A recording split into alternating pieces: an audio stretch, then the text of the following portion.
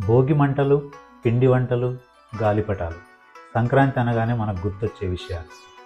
అయితే ఈ గాలిపటాల విషయంలో బార్డర్లో ఫైట్ చేస్తూ, దేశం కోసం ఫైట్ చేస్తూ చనిపోవాల్సిన ఒక సోల్జర్ రోడ్డు మీద మాంజా దారంతో మెడ కట్ అయిపోయి చనిపోవడము, భావి భారత పౌరులుగా ఎదగాల్సినటువంటి ఎంతోమంది పిల్లలు గాలిపటం మాంజా దారాలకి ప్రాణాలు కోల్పోవడం అనేటటువంటిది చాలా బాధాకరమైన విషయం.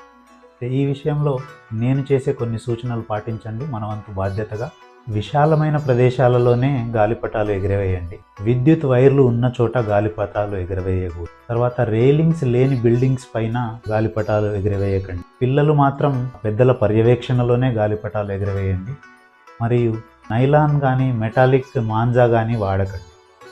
ఎప్పుడు ఎవరికి ఏం కాకూడదని ఆలోచించే మనము ఎదుటివారి ప్రాణాల మీదకి వస్తుందంటే ఈ మాత్రం జాగ్రత్త తీసుకోలేమా?